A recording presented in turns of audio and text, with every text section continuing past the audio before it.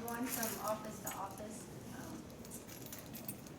My name is Justin Bigcroft, detective with the University Police Department. I also handle most of our mental health cases.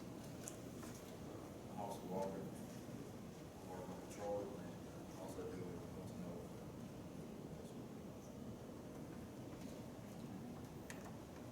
Okay, so we have some questions that they're going to answer for all of you. So the first one is, what is the purpose/mission of the COPS program and of UPD, and what is the main difference between the two groups? Okay, so University Police Department is the police department, and you've got about 65, 70 police officers and about 35, 40 security officers, securities who walks around your residence halls, make sure the magnetic locks on the doors are working properly, that sort of thing.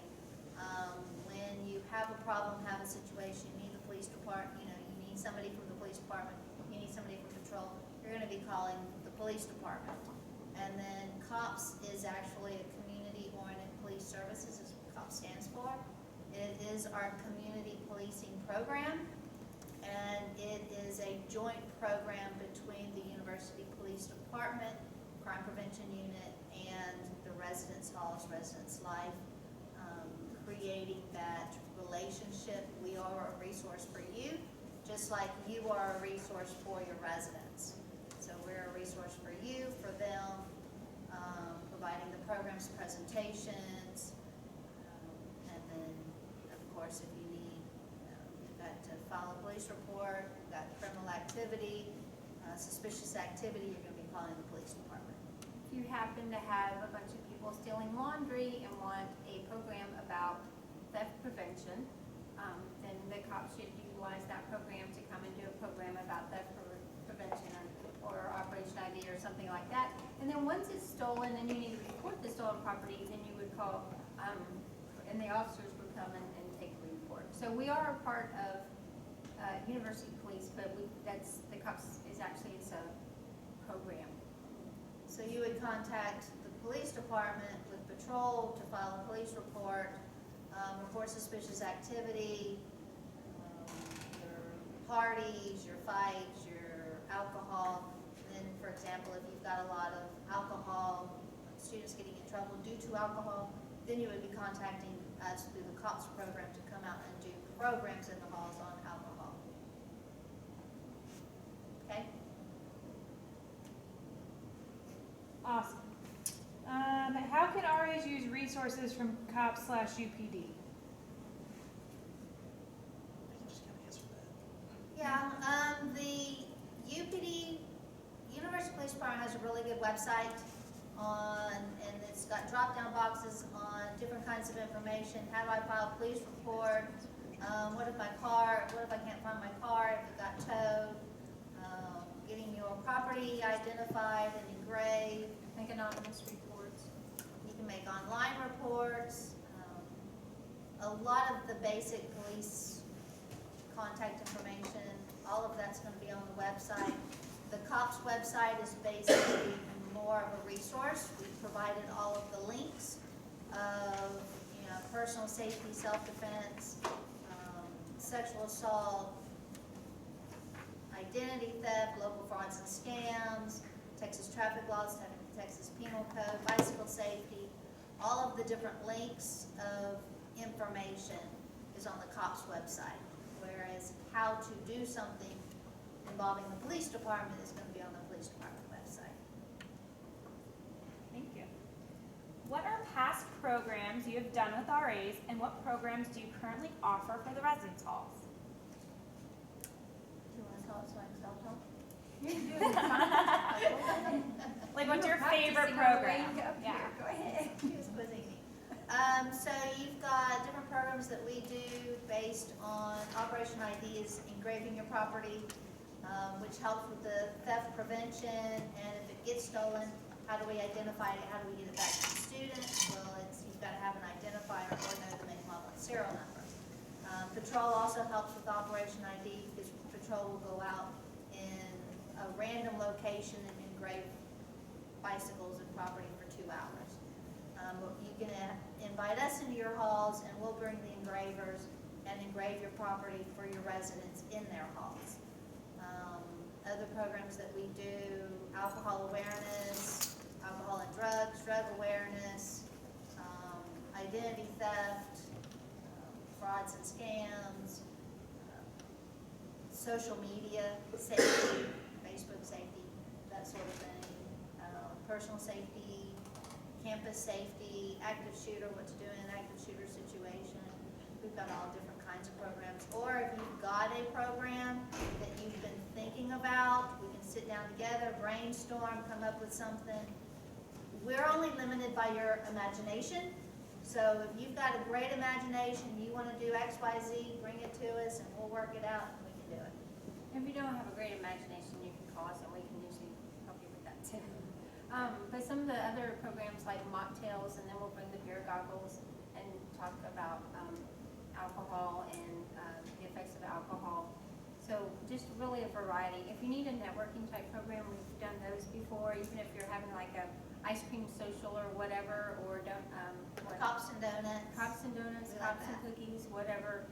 Just kind of something, get them out of their rooms and just kind of break that monotony of them in their rooms and studying or being antisocial. That's a good icebreaker type thing. Just something to get them out and network with one another. Those, we're more than happy to come to those as well. But just understand that your residents don't know anything about us, don't know us at all, don't have that connection until you invite us into your halls, so that we can then make that connection. If you're providing a program and you want, if it's especially like a Tuesday or Wednesday evening, because we work cops hours is Tuesday and Wednesday evenings from 4 p.m. to 8 p.m. We are out in your residence halls.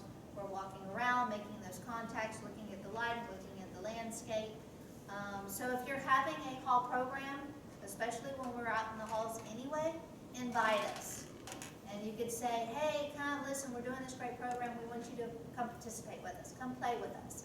We would love to come play with you and your residents.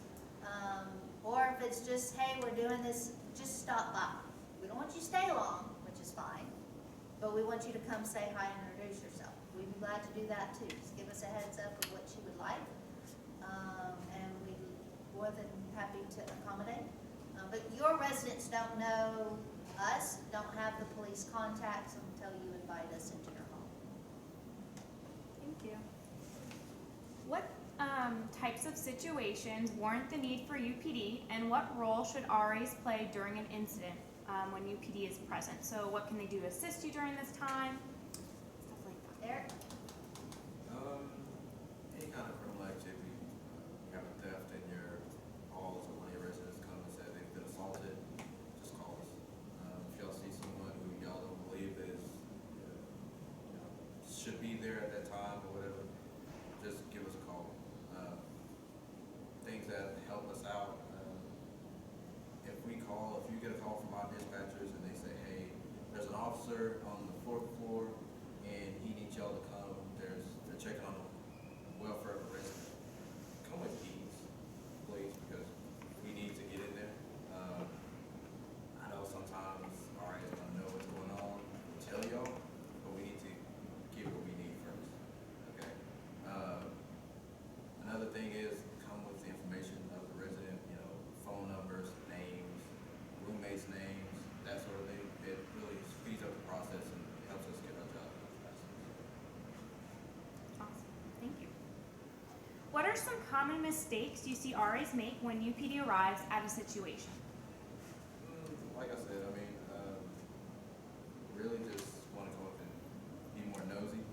And like I said, y'all RAs, we're going to tell you what's going on for your report, but again, help us out. Might be time sensitive. Yeah, give us our information, whether we need keys, whether we need, the name, the roommate's name, and that sort of thing.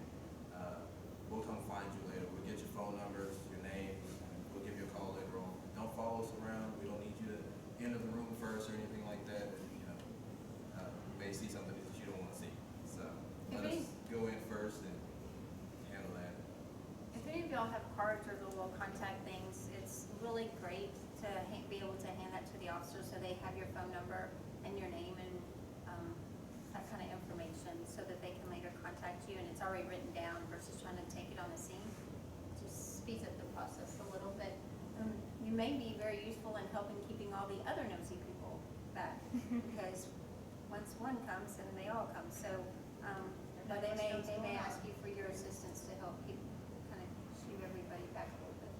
But then when you see an officer, introduce yourself, tell them who you are, that you're an RA, give them your name, your phone number, so that when they're done, they'll know where to find you, what your room number is and that sort of thing, so that then they can get you the information that you need for your report. But let them do their job first.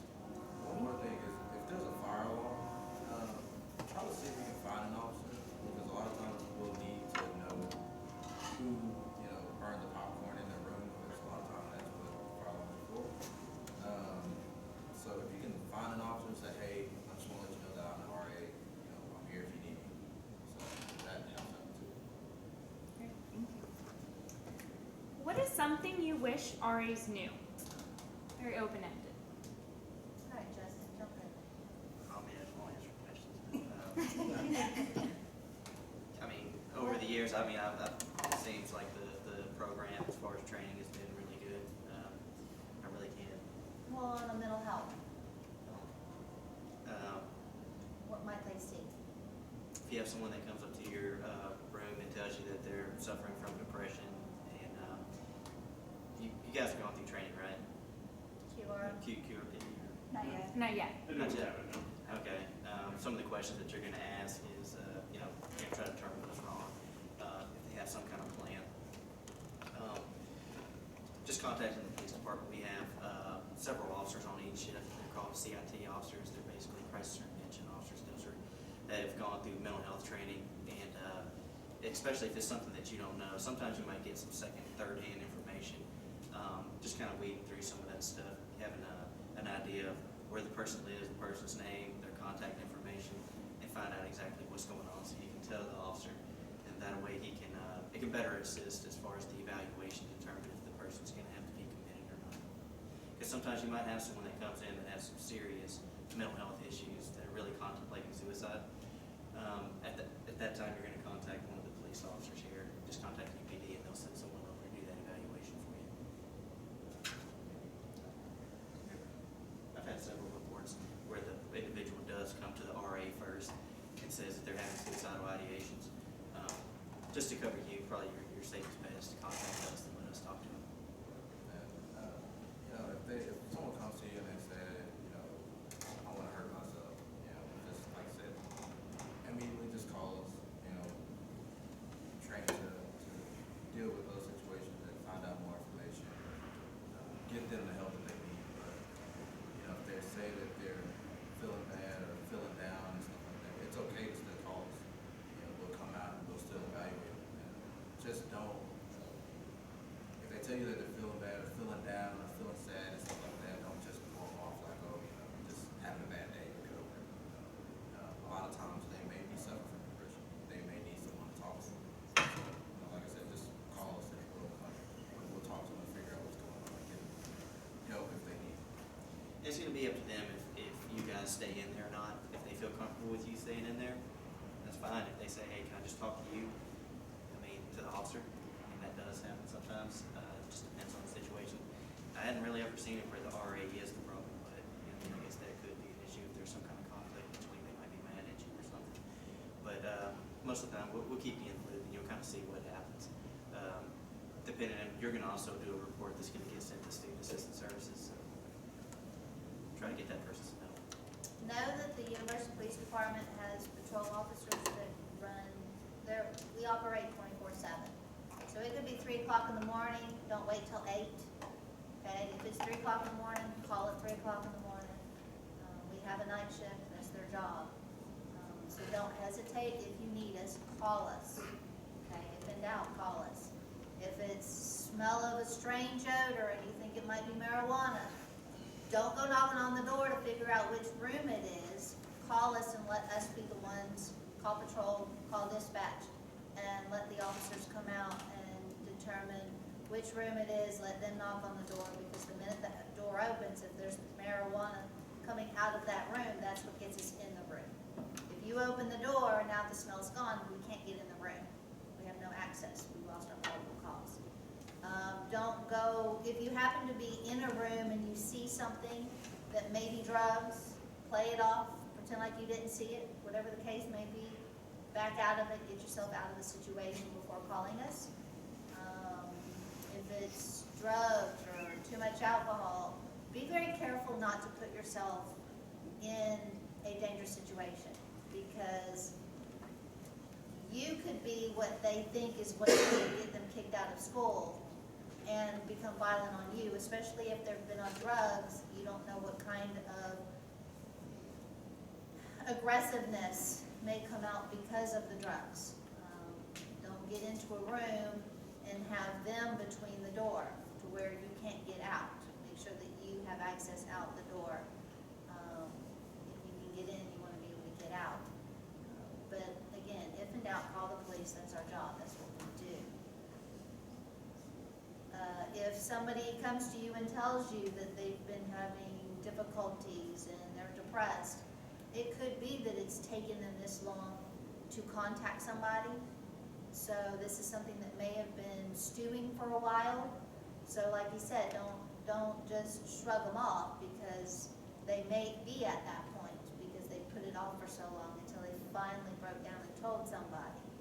We want to take the opportunity to get them help as soon as possible. We also have the tellsomebody.tamu.edu. So if there's any kind of situation going on, nothing that needs police immediate assistance, but if there's something that's making you feel uncomfortable, if you're worried about a certain situation, or it could be the lighting or the landscape or the big crack in the sidewalk, and it's a health hazard. Whatever it is, tell somebody is great, because they take in these reports and then they farm them out to where it needs to go. Utilities, landscape maintenance, fiscal plans, student counseling, University Police Department, okay, wherever that entity is. So don't forget about tell somebody. Make sure that you're up to date and registered for Code Maroon, because again, you are the resource, and if there's a Code Maroon, your students are going to look to you as to what do I do, okay? If it's shelter in place, then it's shelter in place. If it's evacuate, it's evacuate. Awesome. So we have time for maybe one question, but I'll share with you. We can get information exchange. Maybe one of y'all could field questions through email. Does anyone have a question that they're dying to ask? Anybody have a question you want to ask? The handouts that were given, you all have to do bulletin boards. We have given you topics for bulletin boards according to the months of monthly, whatever it is, awareness months. So you can do bulletin boards on that. You can contact us for information, flyers, posters that we may have for those bulletin boards. If we don't have them, we probably know where to get them. AgriLife Extension is also a resource. We've had residence halls ask for the alcohol simulator. We've got a texting and driving simulator. We have beer goggles and drug goggles now as well. So just whatever y'all need, just let us know. We can help you out. Awesome. Thank you so much, officers. You're welcome.